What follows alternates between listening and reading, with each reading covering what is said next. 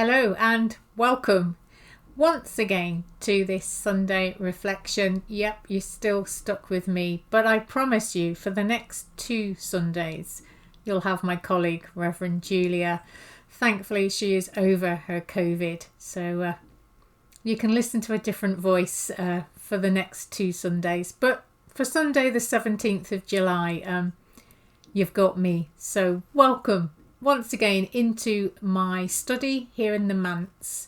If you can hear a funny sound in the background, a bit like a heartbeat, it isn't my heart beating. I would just like to let you know the dishwasher is running in the kitchen and my study is off the kitchen, so that's what you can hear. It's the kind of I don't really know. Anyway, it's the noise the dishwasher makes.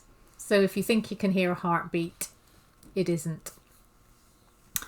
So, glorious weather. Oh my goodness. My tomatoes are getting really excited and they're turning red daily. So I'm really pleased with that. That's good. I expect it's been a little too warm for some of you over this past week. But we mustn't moan. Absolutely not. Because the sunshine is so lovely. Excuse me. So lovely to see, isn't it? Yes. If only I had the time to be out in it a bit more. But, you know, I was out in it today, absolutely, because I had to go and take a funeral, a graveside funeral. So I was glad that it was nice weather, although it was very windy. Very windy.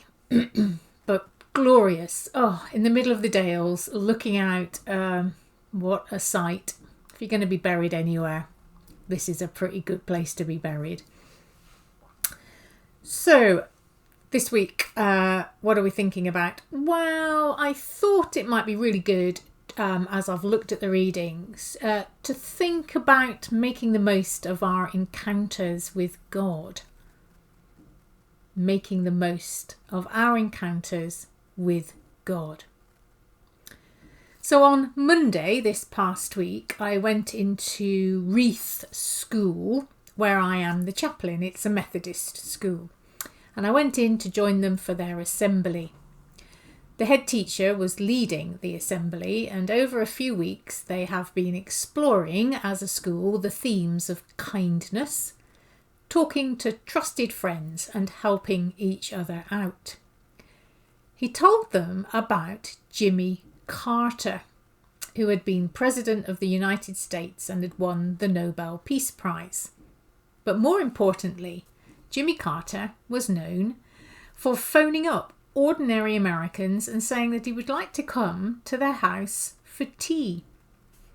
So the head teacher asked the children if the President of America was coming to their house for tea, what might they want to do in preparation?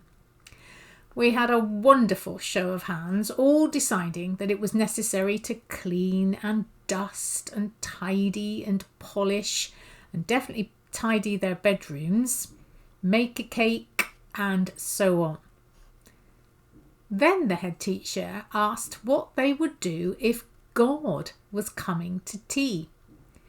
Most responses to this question were the same as the previous one, but one little girl said, "Welcome him."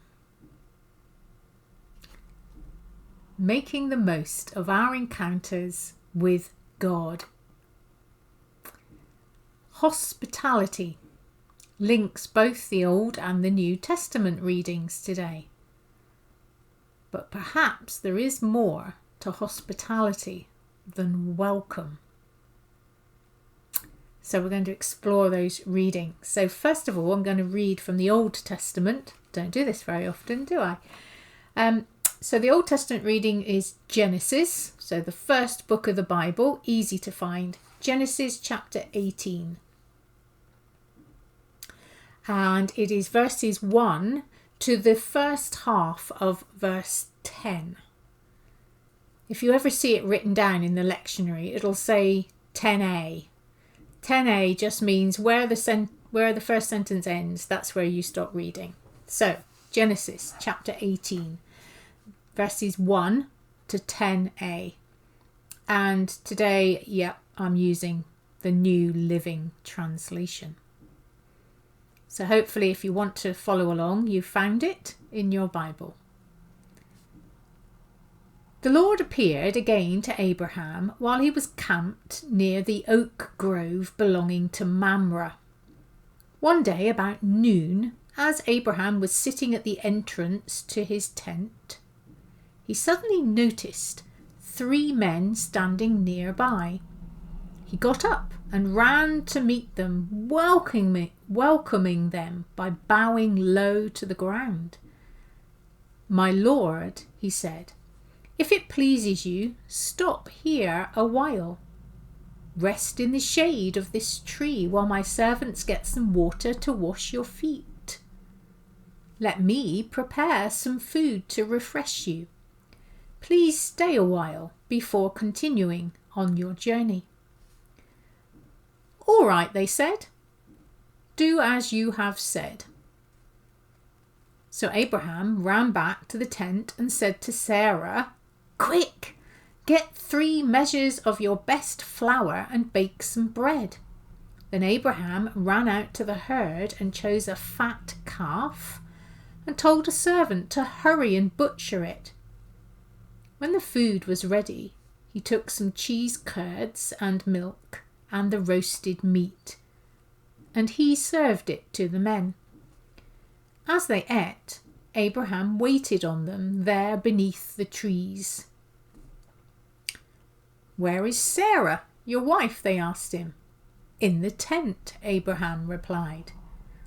Then one of them said, "About this time next year I will return, and your wife Sarah will have a son."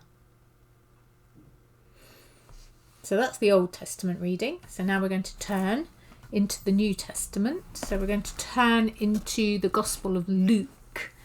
So we have Matthew, Mark, then Luke at the beginning of the New Testament. And it's Luke chapter 10, verses 38 to 42. So just give you a few seconds to turn into Luke.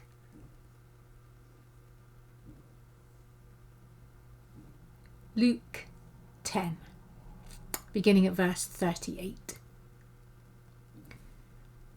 As Jesus and the disciples continued on their way to Jerusalem, they came to a village where a woman named Martha welcomed them into her home. Her sister Mary sat at the Lord's feet, listening to what he taught. But Martha was worrying over the big dinner she was preparing. She came to Jesus and said, "Lord, doesn't it seem unfair to you that my sister just sits here while I do all the work? Tell her to come and help me." But the Lord said to her, "My dear Martha, you are so upset over all these details. There is really only one thing worth being concerned about. Mary has discovered it, and I won't take it away from her." So there we have the readings for Sunday the 17th of July. My first appointment as an RAF chaplain was at Cranwell in Lincolnshire. We had a senior chaplain, plus 3 more chaplains of various lengths of service, including me, the newbie. I was the only woman chaplain, and the first one ever at RAF Cranwell, the flagship of the organisation. A large part of the role involved one-to-one sessions with RAF personnel who came with a whole host of issues and problems, some in a very bad way. And being able to speak to the padre was hugely valued. Most would make an appointment through the chaplaincy clerk, although we often had drop-ins.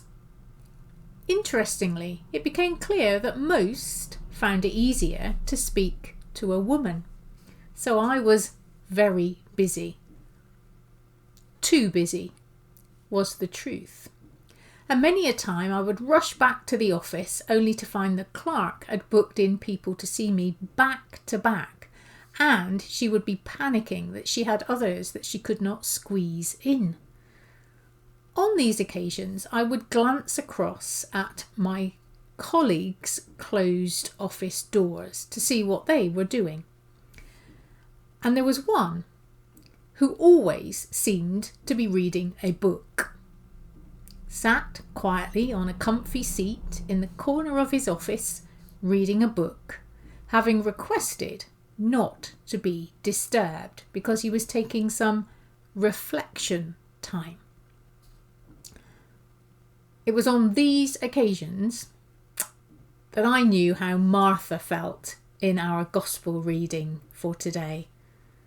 I often wanted to march into his office and tell him to get off his you-know-what and help out a bit.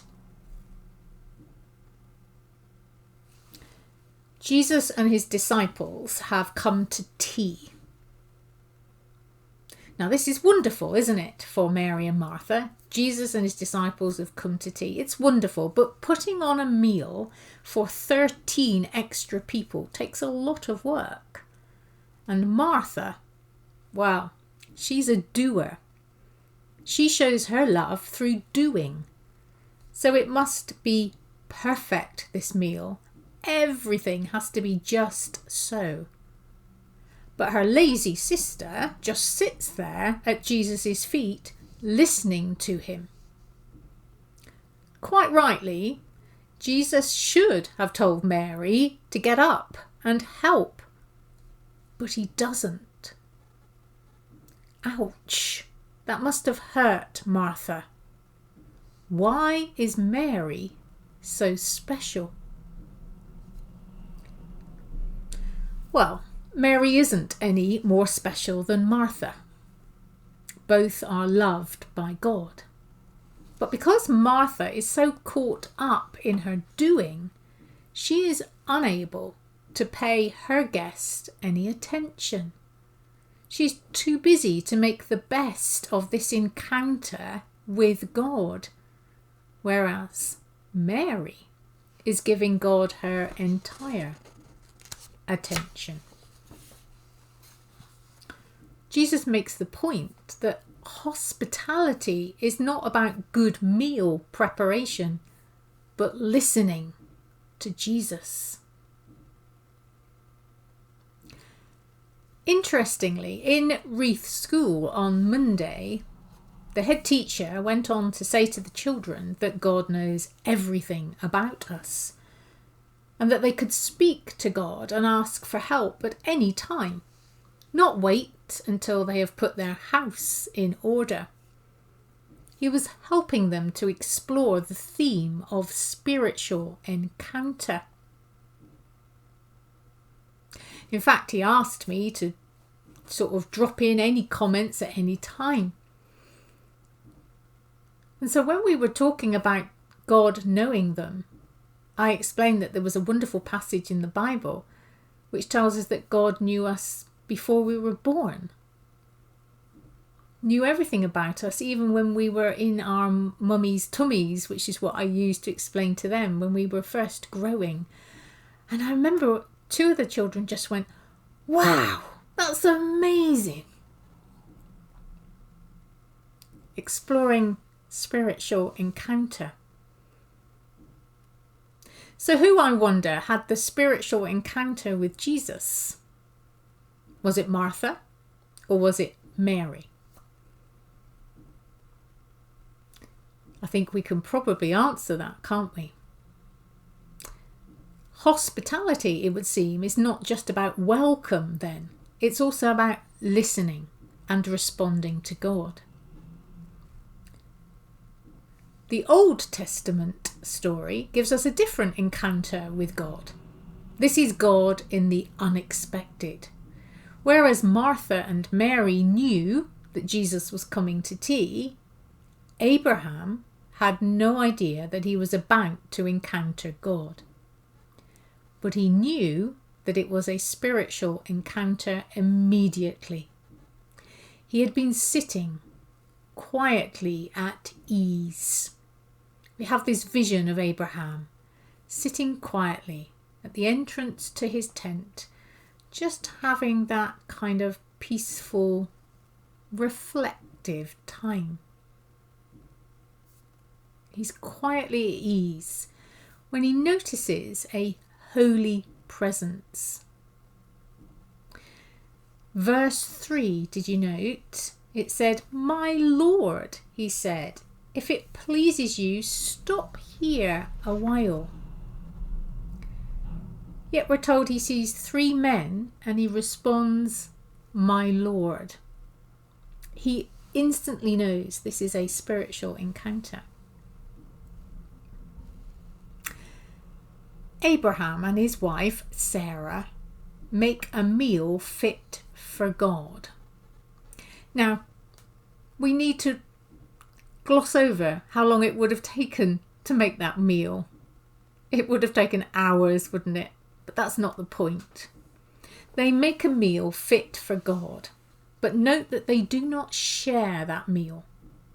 In fact, Sarah is not present when the guests eat, and Abraham stands and watches. He gives his honoured guests his full attention. He's fully present in this encounter. There is no evidence that Abraham shares anything of himself with his guests. He isn't even distracted by eating himself. He merely welcomes and listens, responding with his full attention. Abraham and Sarah are old, and all hope of them having a son is long gone. But this is Abraham's deep desire, and God knows this. So before the visitors leave and the encounter is over, the promise is made that Sarah will have a son.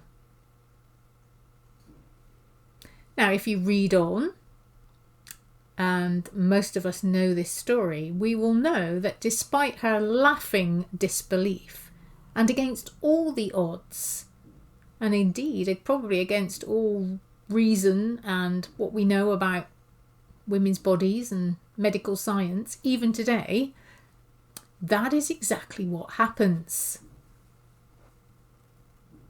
Sarah gives birth to a son, and they share the joy of their son Isaac.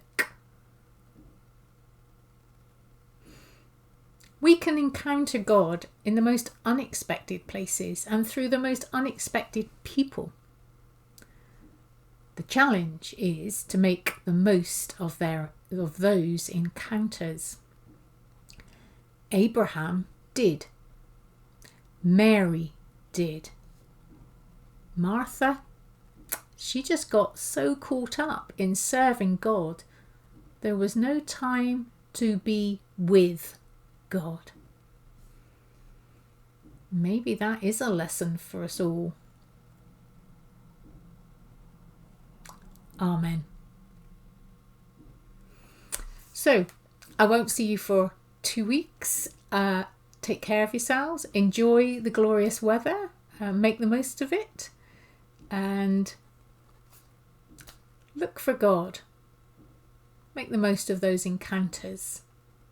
Don't be too busy serving God that you've no time for God. God bless you. See you again soon.